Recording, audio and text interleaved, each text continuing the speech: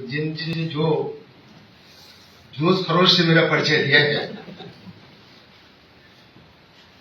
शायद उस काबिल का नहीं हूं। एक कहा जाता है कि जैसा होता है, बड़ा है तो सबको बड़ा समझता है। तो शायद विजयन जी की जो सोच है ऐसी ही है। नहीं सर, है आप। और ऐसे मेरा जब परिचय भी मैं गया था, आप लोगों को पता होगा, जो ब्रिटिश पार्लियामेंट में गया और एड्रेस करने के लिए बुलाया, जब मेरा परिचय दिया जा रहा था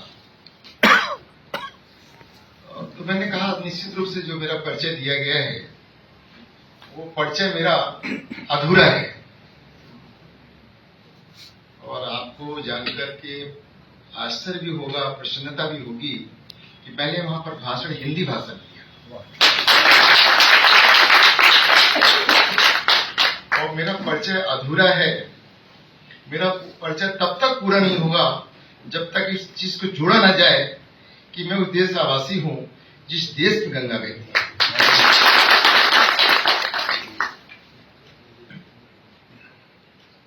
गाय, गंगा और गीता जहां की संस्कृति है और हर बाला देवी की प्रतिमा, बच्चा बच्चा राम है, ऐसा मेरा देश है भारत। आज जो विषय जहां पर रखा गया है, औपचारिक रूप से इतना ही कहना चाहूंगा कि मंच से बैठे हुए सम्मानीय अतिथिगण, मेरे सम्मुख बैठे हुए प्रबुद्ध जन, साथ साथ मातृशक्ति, आज जो विषय है निश्चित रूप से बहुत सारगर्भित विषय है। और जब मैं यहां बैठा हुआ आपकी संख्या या फिर अल्पसंख्या को देख रहा था, कम संख्या को देख रहा था, तो मुझे विश्वास ये हुआ कि आपने जो समय चुना वो कहीं गलत तो नहीं चुना। हाईकोर्ट संडे है, आजकल करते क्या है लोग कि भाई आज धरना प्रदर्शन देना है तो बीच चौक में चलोगे, फिर वहां जाम लगेगा, अपने आप भीड़ होकर दिखाएंगे कितने लोग इकट्ठे थे। लेकिन ये चीज आपके साथ नहीं है। आपको भीड़ इकट्ठी नहीं करनी है। आपको निश्चित रूप से सही लोग जो आपकी बात को सुन सकें, आपके विचार को सुन सकें, ऐसे लोगों का एकत्रीकरण है। विश्व हिंदू परिषद जो कि राष्ट्रम सेवक संघ का अनुषंगिक क्षेत्र है, इस क्षेत्र में काम करने का, जिसकी अभी 1925 को पूरे 100 वर्ष पूरे होने जा रहे हैं। और इसी का क्रम है कि सब चीजें जो इस देश के लिए आवश्यक है, देश को एक करने के लिए आवश्यक है, वो हमें कदम उठाना चाहिए। उस कदम पर आप लोग भी अग्रसर हैं, ये देख करके सुन करके मन बड़ा प्रसन्न है।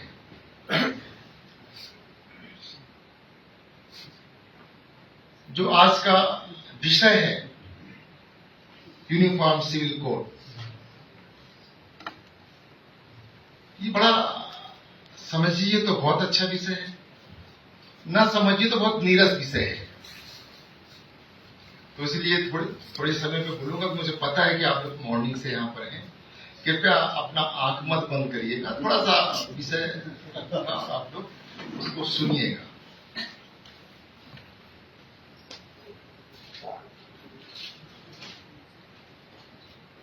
इस विषय पर, ये विषय तब तक स्पष्ट नहीं होगा जब तक थोड़ा सा आप इस भारत के जो इतिहास है, इधर का आधुनिक इतिहास, बीच का मध्यकालीन इतिहास और उसके पहले का प्राचीन इतिहास, इन तीनों को जब आप बैलेंस करके चलेंगे तब आपको इस समझ में आएगा कि आज का जो विषय है कितना कारगर है। एक बात मैं और भी स्पष्ट कर दूं, अगर हम मीडिया वाले हैं तो, मैंने विश्व हिंदू परिषद की बात की, मैंने भारत राष्ट्रीय शिक्षक की बात की, मैंने भारतीय संस्कृति की बात की। इसका ये मतलब नहीं है कि मैं अगर हिंदू हूं तो मुझे अन्य धर्मों से कोई विभेद है, तो उनसे मैं इतर अपना कोई सोच रखता हूं। हाँ, इतना अपेक्षा जरूर रखता हूं, ये देश भारत है, यहां पर रहने वाला व्यक्ति भारतीय है। बाहर के लोग हिंदू नहीं समझ पाते, हिंदू केवल उसी को समझते हैं जो केवल और केवल पूजा पद्धति करने वाला, गंगा स्नान करने वाला, चंदन लगाने वाला व्यक्ति ही हिंदू। ऐसा नहीं है। हिंदू कौन है? हिंदू इस देश में रहने वाला, इस देश को अपनी मां कहने वाला, इस देश पर कोई विपत्ति आ जाए तो अपना सब निछावर करने वाला जो व्यक्ति है, उसकी पूजा पद्धति कुछ भी हो सकती है। वो कुरान को मान सकता है, वो बाइबल को मान सकता है, लेकिन वो हिंदू है। ये हमारी बृहद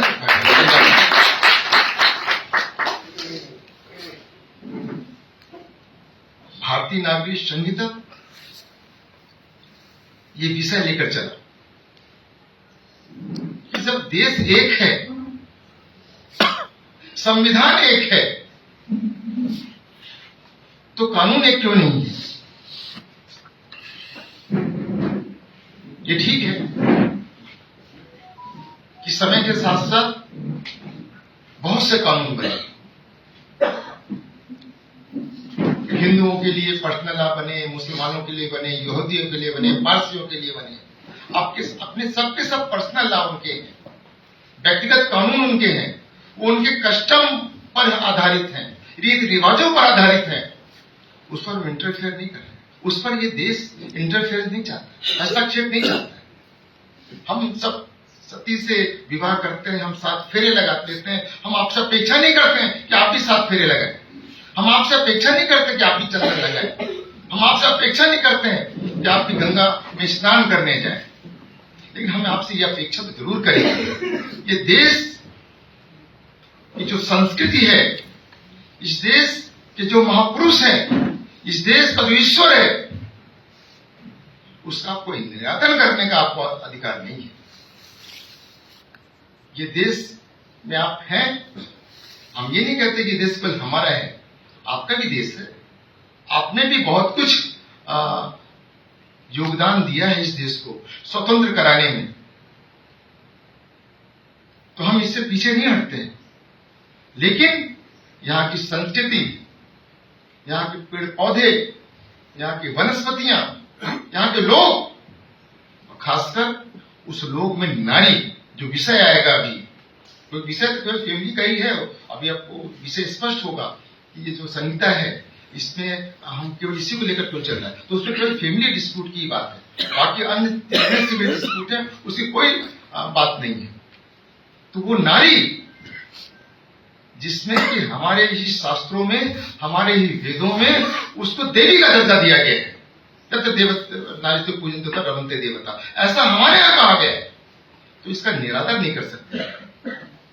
आप ये नहीं कह सकते हैं कि साहब हमारे यहां तो 4 पत्नियां रखने का अधिकार है, हमारे यहां तो हलाला का अधिकार है, हमारे यहां 3 तलाक बोल दीजिए इसका अधिकार है, हमारे यहां स्त्रियों को मेंटेनेंस न देने का अधिकार है, हमको कोई गोद लेने का अधिकार, उनको संपत्ति में नहीं है, इस प्रकार अधिकार है। ये अधिकार नहीं चलने वाला। ये अधिकार इस देश में एक कानून बनाने की बात करता है। ये कोई बात केवल विश्व हिंदू परिषद नहीं करता है, राष्ट्र सेवक संघ नहीं करता है, कोई हिंदू समुदाय नहीं करता है। इसकी पहल इस देश का शीर्ष न्यायालय भी करता है। शाहबानो का केस आया, आप सब उससे परिचित हैं। उस समय शीर्ष न्यायालय ने पाया ये गलत है, 73 वर्षीय महिला को आप तलाक करके और छोड़ दें, वो बेसहारा छोड़ दें उसको, आप कोई उसको गुजारा भत्ता ना मिले, उसकी ना मिले, क्योंकि मुस्लिम पर्सनल लॉ में गुजारा भत्ता की बात नहीं कही गई है। सुप्रीम कोर्ट ने कहा इसको हम नहीं मानते, और खारिज कर दिया कि नहीं, उस स्त्री को भी गुजारा भत्ता मिलना चाहिए। लेकिन तत्कालीन सरकार, उस पर ऐसा दबाव पड़ा कि ये गलत है, ये हमारे मुस्लिम विधि या पर्सनल लॉ के खिलाफ है और हमारे यहाँ गुजारा भत्ता देना हराम है, हम नहीं देंगे, ऐसा दबाव सरकार को डाला और सरकार को भी झुकना पड़ा और ये जो सुप्रीम कोर्ट का आदेश है वो बदलना पड़ा, एक नया कानून लाना पड़ा। साहबानों के बाद सायराबानों का केस आया, वो तो मेंटेनेंस के संबंध में था, भत्ते के बारे में था,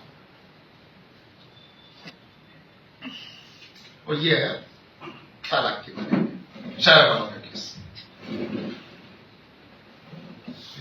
फिर उसके बाद आप क्रम से आपका आता गया, सबीना का भी केस आता गया, इधर बीच में आपने देखा 19 में ट्रिपल तलाक का भी आधार आता गया।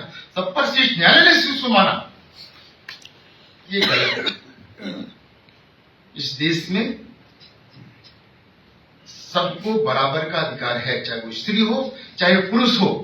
कोई ये कहकर के आगे नहीं बढ़ सकता या भाग नहीं सकता है कि साहब हमारे पर्सनल लॉ में ऐसी चीजें नहीं है, चाहे हिंदू लॉ हो, चाहे मुस्लिम लॉ हो, यहूदी लॉ हो या पारसी लॉ हो, हम इसको कह करके भाग नहीं सकते। और शायद सब चीजों को ध्यान में रखते हुए संविधान जब बन रहा था, प्रस्तावना में जब प्रस्तावना की सभा थी, डॉक्टर अंबेडकर ने इस बात को रखा था कि कानून एक होना चाहिए, कानून अलग अलग नहीं होना चाहिए। सीआरपी से तो एक बन गई, आपकी भारतीय दंड संहिता तो एक बन गई, इंडियन पेनल कोड एक बन गया, लेकिन जो सिविल कोड है जिसमें बहुत चीजें हैं, एग्रीमेंट है, टॉर्ट है, अन्य भी उसमें चीजें हैं, वो सब बनती चली गई। लेकिन जो एक विषय आया फैमिली डिस्प्यूट,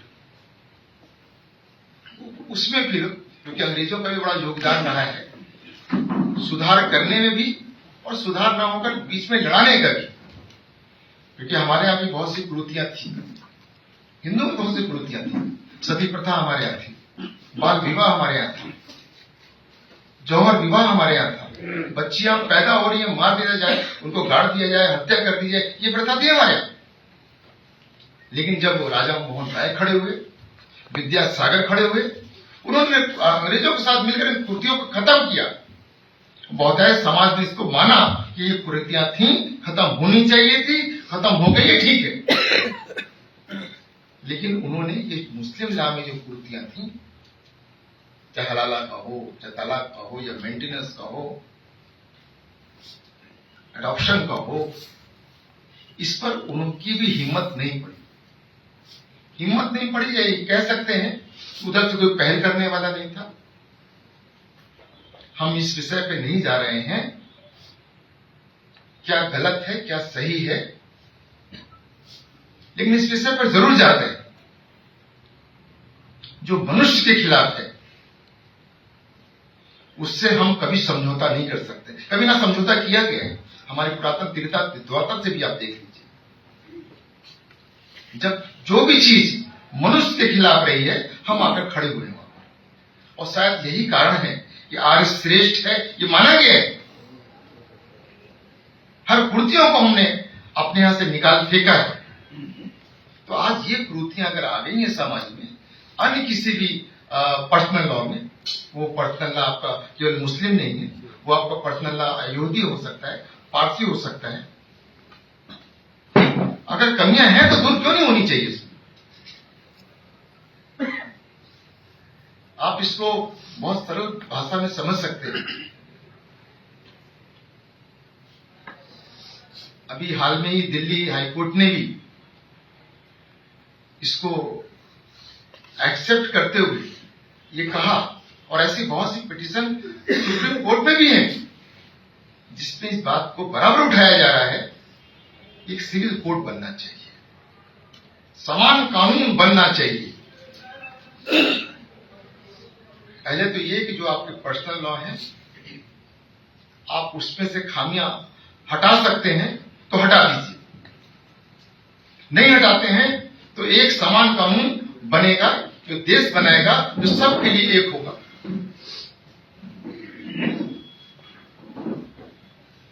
सुप्रीम कोर्ट में एक विषय और आया, बड़ा संकट का विषय आ गया दिल्ली हाई कोर्ट में। जाति ट्राइब जाति होती है और हिंदू विधि से शादी हुई थी, हिंदू स्पेशल एक्ट से अंदर शादी हुई थी और फिर उसने तलाक देना चाहा अपनी पत्नी को।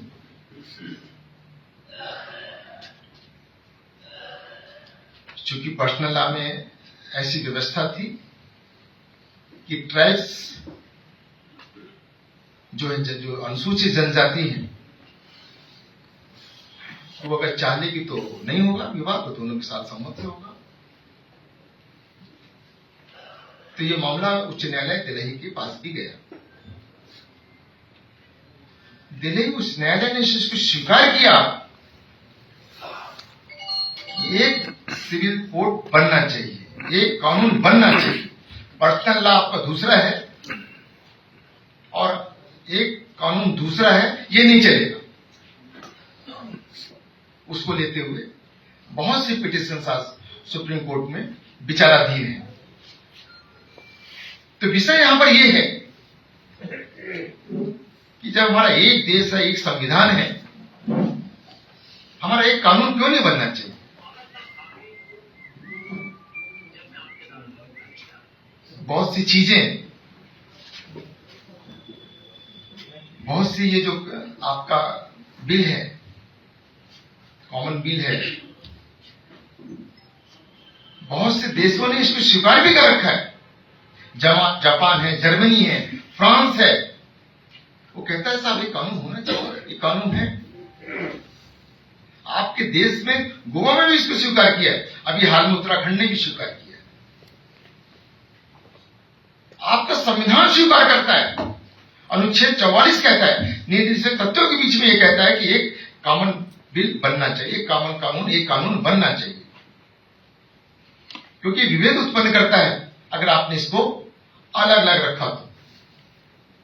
क्योंकि सिविल जो है, दीवानी मामले जो है, वो प्रकार, उसके प्रकार भिन्न है, लेकिन एक ही प्रकार पर जो कि मनुष्य के सम्मान पर, खासकर नारी सम्मान पर आघात करता है, उसको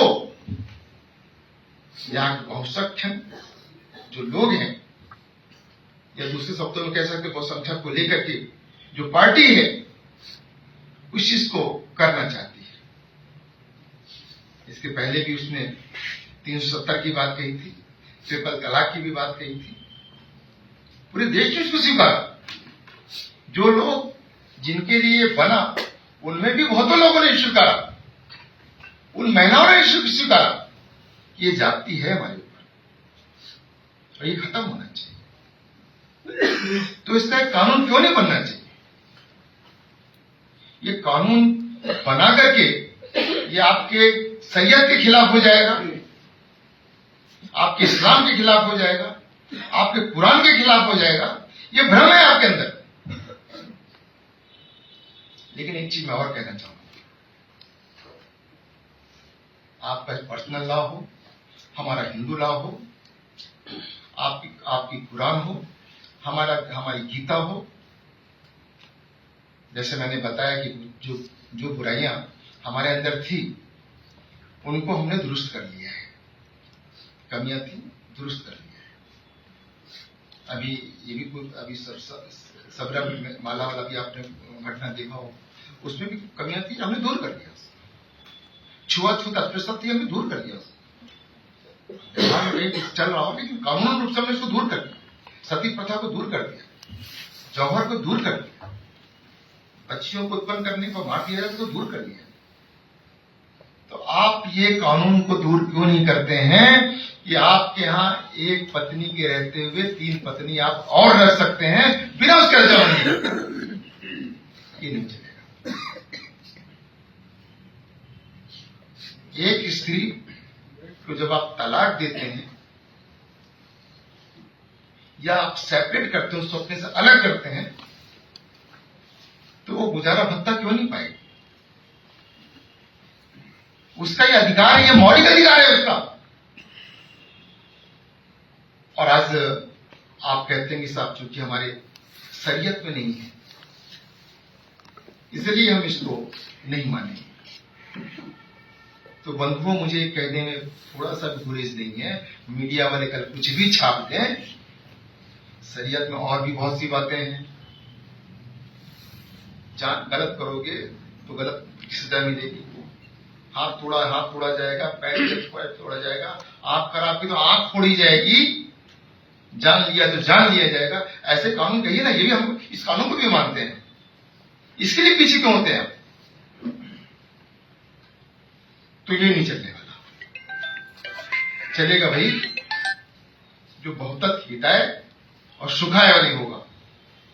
जैसे हमारा अपना खुद का कल्पना है, हिंदुस्तान की कल्पना है, हम विश्व को अपना परिवार मान के चलते हैं। विश्व में रहने वाला हर व्यक्ति को हम सहोदर मान के चलते हैं। हिंदुस्तान में रहने वाला हर व्यक्ति, हर भाई हमारा सहोदर है, हम यह मान के चलते हैं। हमारे यहाँ सिखाया भी जाता है कि छोटी सी पशु को भी मत मारो आप, चींटी को ना मत मारो आप, ये सिखाया जाता है। इसीलिए शायद हम सहिष्णु भी हैं, उदार भी हैं। हमें किसी का कष्ट देख करके कष्ट होता है, किसी को पीड़ा को देख के पीड़ा होती है, लेकिन आपके अंदर नहीं होती है। क्यों? बच्चा, हमारे यहाँ बच्चा पैदा होता है, बचपन काल से उसको ईश्वर की ओर बढ़ाया जाता है, वेद मंत्र पढ़े जाते हैं, अहिंसा के बारे में ले जाया जाता है, तमाम चीजें बताई जाती हैं। लेकिन आपके साथ, आपके यहाँ तो बचपन से बच्चे को सामने रख करके वध किया जाता है पशुओं का। तो आप कैसे अपेक्षा करते हैं कि सहिष्णु होगा वो, उदार होगा वो? तो ये कहने में बिल्कुल गुरेज नहीं है कि हिंदुस्तान है, हिंदुस्तान में रहने वाला बहुसंख्यक के अनुसार ही देश चलेगा। यही कानून है। आप इसको ये कह करके नहीं कह सकते कि हाईकोर्ट के जज होकर के आप ऐसा बोल रहे हैं। कानून तो भैया बहुत संख्यक से चलता है। परिवार में भी देखिए, समाज में भी देखिए, जहां पर अधिक लोग होंगे जो कहते हैं उसी को माना जाता है। लेकिन आप जबरदस्ती करेंगे आप कि नहीं साहब हम तो ये मान के चलेंगे। लेकिन मैं क्या आपको बता दूं, ये जो जिनकी हम बात कर रहे हैं सब बुरे नहीं है, वो सब बुरे भी नहीं है। ये जो कुरीतियां या बुराइयां जो हम आपको बता रहे हैं वो भी मानते हैं ये बुराइयां हैं। वो 4 पत्नियों के पक्ष में नहीं रहते हैं, पत्नी को तलाक, ट्रिपल तलाक के पक्ष में नहीं रहते हैं, बच्चियों को मार दिया जाए इससे पक्ष में नहीं रहते हैं। लेकिन जो कठमुल्ला है, जिसे कह लीजिए आप, सब गलत है, लेकिन कहने में गुरेज नहीं है, क्योंकि वो देश के लिए घातक हैं, बिगाड़ने वाले लोग हैं, जनता को बरगलाने वाले लोग हैं, देश आगे न बढ़े इस प्रकार के लोग हैं। उनसे सावधान रहने की जरूरत है, क्योंकि जो कानून बिल है ये केवल और केवल उन पर्सनल लॉ में आई बुराइयां तक ही सीमित नहीं है। ये जब बुराइयां दूर होंगी तो निश्चित रूप से हमारा देश भी प्रगतिशील होगा। राष्ट्र के ऊपर हम जैसे आगे बढ़ रहे हैं और आगे गति से बढ़ते रहेंगे, लेकिन जरूरत यहां पर है कि हम एक कानून बना के चलें। बिना एक कानून के कोई देश प्रगति नहीं कर सकता है। आज आप लोग यहां पर आए, छोटा सा विषय रखा, विषय बहुत बड़ा है, बड़े बृहद है। अगर शुरुआत से आप, जैसे मैंने शुरू में आपसे कहा, वो विषय मैंने छोड़ दिया, या पाश्चात्य एंशिएंट हिस्ट्री से लेकर मिडिल हिस्ट्री और मॉडर्न हिस्ट्री तक चले आइए, वो सब आपको मिलेगा कि हमने भी, हमारा भी जो कानून बना वो मनुस्मृति से लेकर बना, नाट्य स्मृति से लेकर बना, स्मृतियों से लेकर बना। उसमें बहुत सी बुराइयां भी थी, लेकिन समय समय हमने उसको हटाया। आपके अंदर भी ठीक है, आप अपने शरीयत से चलिए, आप अपने कुरान से चलिए, आप, हमें गुरेज नहीं है। आप पूजा किसी विधि से करिए, आप, हमें गुरेज नहीं है। आप विवाह किसी विधि से करिए, आप, हमें गुरेज नहीं है। गुरेज है किस बात से? जो देश के लिए घातक है, देश के मनुष्य के लिए घातक है, इस नारी के लिए घातक है, इससे तो बदलाव होना चाहिए। आपकी सुप्रीम कोर्ट, आपका तमाम हाई कोर्ट इस चीज को मान रहे हैं। क्योंकि मैं जब एक निमंत्रण में कल गया था तो आप इस सब्जेक्ट से मेरे ब्रदर्स जजेस थे, वहां तक पहुंच गया तो उन्होंने कहा कि शेखर जी आप इस सब्जेक्ट पे क्या बोलेंगे, आप इसको ध्यान रखिएगा, आप हाईकोर्ट के जज हैं।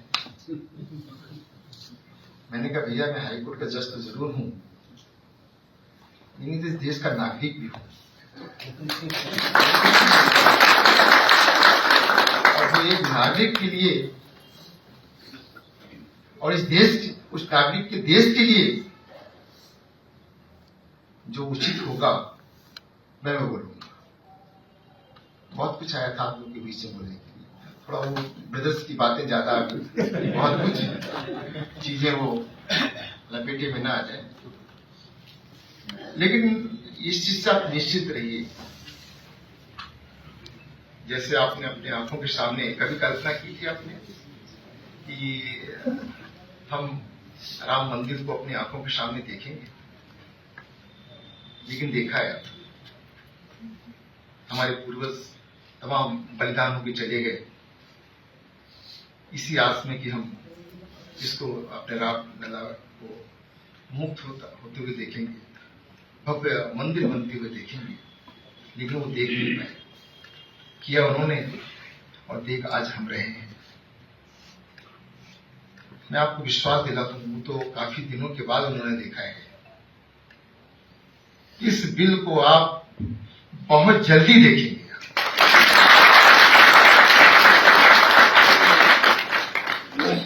वो दिन दूर नहीं है जब ये बात सामने आ जाएगी कि एक देश है तो एक कानून होना चाहिए, एक दंड होना चाहिए, और इसको कितने भी छल करने वाले लोग हों, अपनी दुकानें चलाने वाले लोग हों, वो चला नहीं पाएंगे। और आप जिस विषय को लेकर, जिस शिक्षा को लेकर के यहां पर बैठे हुए हैं, ये हाईकोर्ट की ऐतिहासिक लाइब्रेरी है। आप क्रम से देख लीजिए इन कितने महापुरुष हैं यहाँ पर।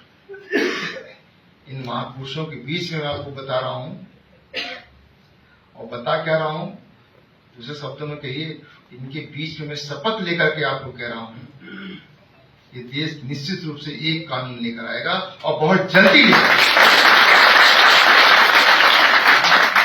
मैं आपकी व्यस्तता, आपका समय को बखूबी समझ रहा हूं, इसलिए ज्यादा नहीं बोलूंगा। लेकिन मैंने आपको बताया, जब तक आप इस बिल को मॉडर्न मतलब आधुनिक, मेडुअल, मध्य और एंशिएंट प्राचीन, इन तीनों कालों को पढ़ने में देखेंगे तो आपको इसकी महत्ता समझ में आ जाएगी, ये बिल क्या चीज है और क्यों जरूरी है। यह एक बहन गुजारा भत्ता पाएगी, एक बहन नहीं पाएगी, ये तो विभेद हो गया, कॉन्स्टिट्यूशन के खिलाफ हो गया ये। तो ये और केवल आप कहें कि ये हमारे पर्सनल लॉ में इजाजत नहीं देता है, तो ये अब चलने वाला नहीं। निश्चित रूप से बहनों को बराबर से अधिकार मिलने वाला है, क्योंकि पूरा मुद्दा इसी पर आधारित है, बहनों पर ही आधारित है। मेंटेनेंस जो फैमिली डिस्प्यूट है वही मुद्दा है कोर्ट का, और कुछ नहीं। बाकी तो और बहुत से विवाद हैं, लेकिन विवाद यहां पर आकर यही भी टिका हुआ है कि हमारे यहां महिला को मेंटेनेंस मिलेगा, 3 तलाक नहीं होगा, बाइगेमी नहीं चलेगी, बहुविवाह नहीं चलेगा।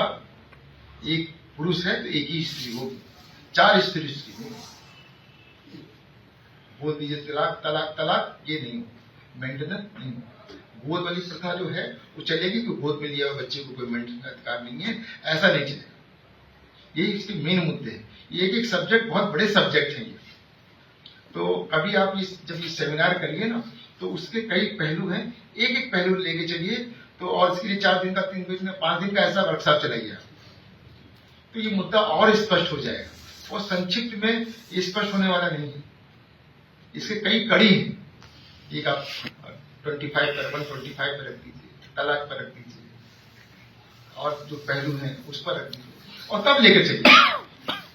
और फिर मैं जो बार बार कह रहा हूँ कि तीनों कालों को लेकर चलेंगे आप, क्योंकि बीच का कालखंड जो आया था, प्राचीन के बाद जो मध्य आया और फिर उसके बाद आधुनिक आया, उसमें भी बहुत से सुधार हमारे यहाँ हुए हैं। वो अंग्रेजी सुधार हुए हैं, वो उनके पीछे छल था कि इनमें सुधार कर लो, इसमें सुधार न करो, ये आपस में लड़ते रहेंगे। ये भी एक मंशा थी उनके अंदर, नहीं तो ये सुधार पहले भी हो सकता था। जब हमारे यहाँ की कुरीतियां दूर हुई हैं तो उनमें भी हो सकती थी, लेकिन वो नहीं किया गया, और कुछ कट्टरपंथी कारण से भी नहीं हो पाया। हम उदार, जैसे मैंने बताया कि हम लोग वैसी चीटियों को नहीं मारते, वो बचपन से ही हिंसा की प्रवृत्ति है, तो उदारता उनके अंदर नहीं है, उदारता हमारे अंदर है, और उदारता के बल पर हमने जीता है, बहुत कुछ जीता है। लेकिन ये भी कहने में कहीं कोताही नहीं होनी चाहिए कि अगर हम अहिंसक हैं तो हमको कायर मत समझना। यहाँ पर हमने समुद्र से 3 दिन तक विनय किया है, चौथे दिन हमारी प्रतंचा चढ़ गई, और फिर उसको मजबूर होकर के कहना पड़ा, साहब ने रास्ता को दे दिया, चलिए। यही मौका आने वाला है कि रास्ता अपने आप आपको मिलेगा, लेकिन आपकी शक्ति ऐसी बनी रहनी चाहिए।